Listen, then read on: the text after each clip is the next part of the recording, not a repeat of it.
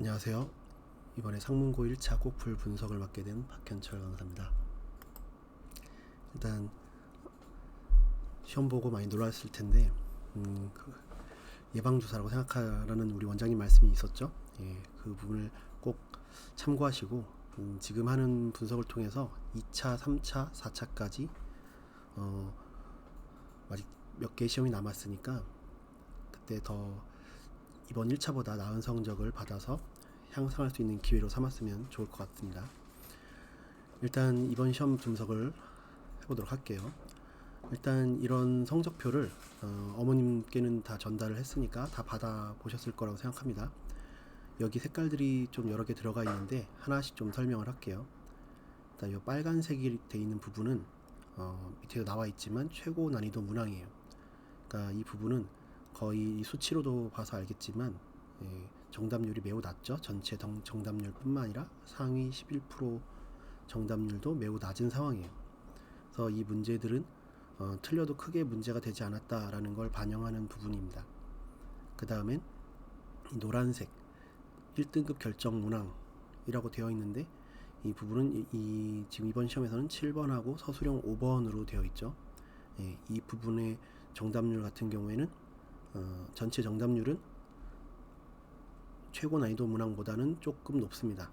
그런데 최고 난이도 문항하고 좀 다른 점은 상위 11%랑 전체 정답률하고 이제 차이가 조금씩 벌어지기 시작해요.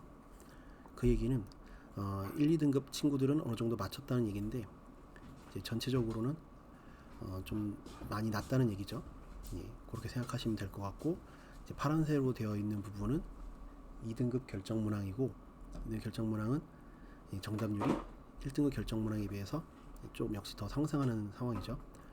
보면 어떤 문제 같은 경우는 전체적인 정답률이 매우 높아요.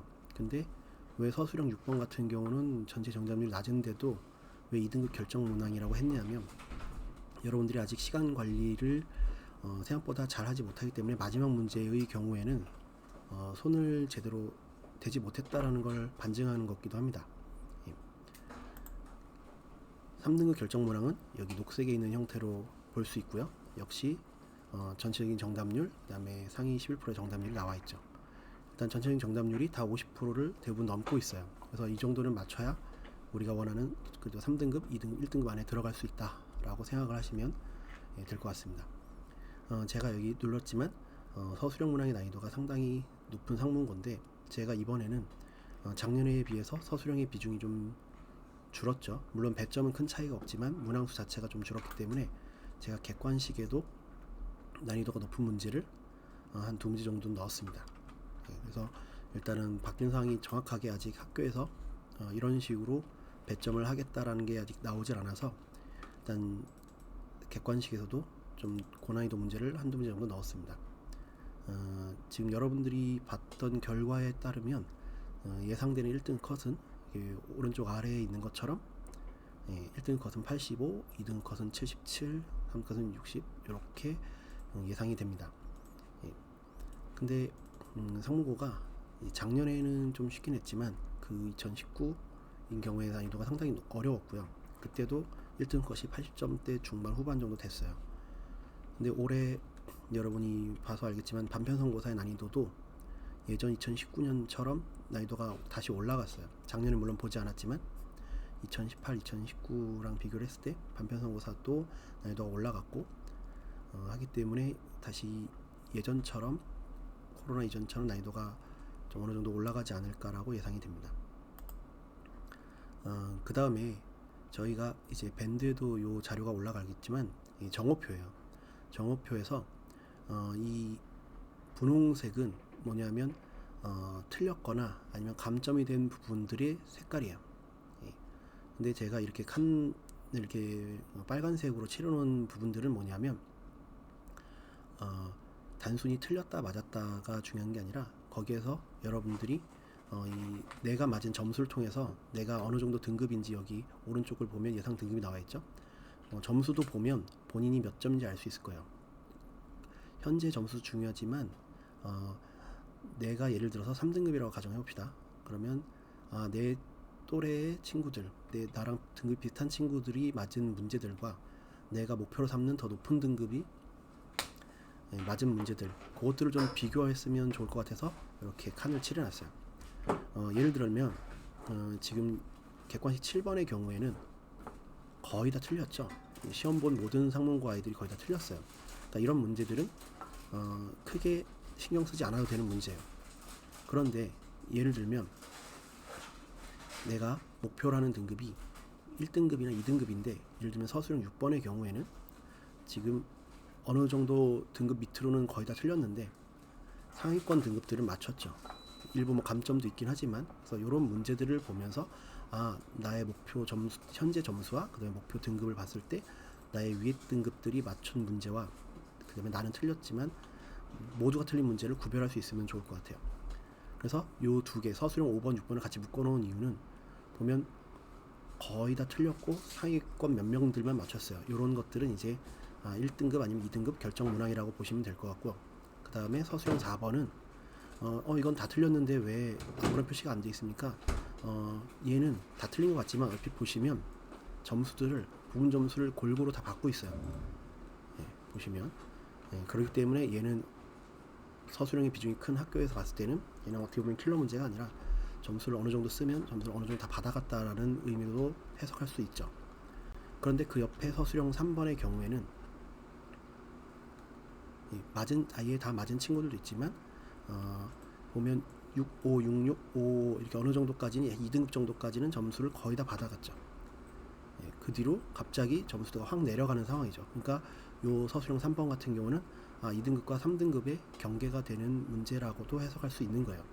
그래서 우리가 정오표를 보면서 생각해야 되는 부분들은 아까 말한 것처럼 내가 목표로 하는 등급과 현재 나의 등급을 비교할 수 있는 하나의 잣대가 될 수 있다는 거예요. 그러니까 점수를 보고 충격을 받았겠지만 그것보다는 우리가 다음을 위해서 이 점수들을 비교할 필요가 있어요. 예를 들면 내가 3등급이나 4등급을 생각한다. 죄송합니다. 3등급, 4등급이 아니라 4등급이지만 3등을 목표로 한다라고 하면 예를 들면 객관식 9번을 보면 되겠죠. 4등급 이하인 친구들은 많이 틀렸지만 그 위에 3등급, 2등급, 1등급을 예상하는 친구들은 거의 다 맞췄죠. 그러니까 이런 것들을 보면서 내가 현재 목표랑 그 다음에 앞으로 2차, 3차 꼭풀을 대비하는 하나의 잣대가 될 수 있을 것 같아요. 그러면 실제로 어떤 문제들이었냐? 얘네들은 제가 맨 앞에 있는, 다시 한번 돌아올게요. 여기 처음에 받을 그 성적표에 색깔로 돼 있는 것들을 구체적으로 한번 보는 거예요. 예를 들면 이런 문제들이 실제로는 정답률이 어떻게 되었다.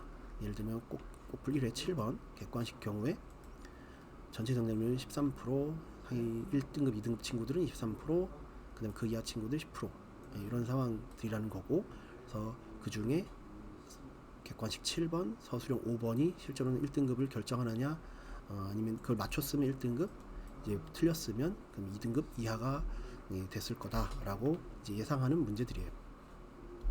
보시면 이제 그 숫자들을 보면 알겠죠. 그래서 다시 여기 보면 그런 것들을 이제 정오표에서도 이제 알 수 있고, 그 다음에 제가 더 처음에 성적표에도 이렇게 표시를 해놨어요. 그래서 그런 것들을 조금 보면 여러분들이 다시 검토하는 데 도움이 될 거예요.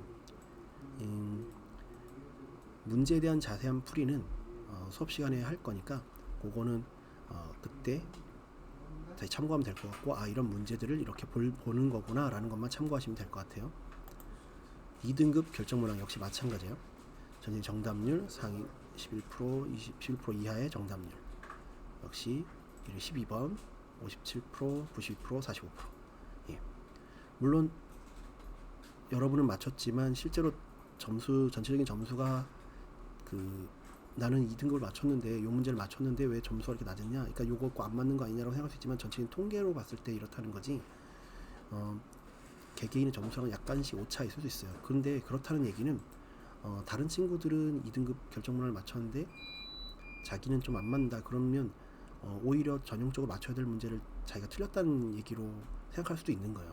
그러니까 그렇다는 얘기는 이제 뒤에 솔루션을 드리겠지만 내 등급에 맞는 문제들을 추가적으로 연습을 꼭 하셔야겠죠. 3등급 문제. 역시 3등급 결정 문항은 중에서 또는 중상 난이도, 센 B나 센 C 쉬운 문항의 정답률이 핵심이죠. 그래서 이런 것들도 역시 정답률과 전체 정답률 다 이제 보시고 참고를 하시면 될 것 같아요. 그래서 이제 중요한 건, 그래서 우리가 뭘 해야 되느냐 이거예요. 이번 점수를 받았고 그래서 앞으로 뭘 해야 되느냐는 지금 각 반이라고 생각해도 되고, 아니면 나의 예상 등급이 나오겠죠. 그런 것들을 보고 판단해도 되는데, 예를 들면 1, 2등급권이다. 그러면 고난이도 문항 대비해서 각 학교 풀 1등급 결정 문항을 도전할 수 있는 밴드를 저희가 개설을 했어요.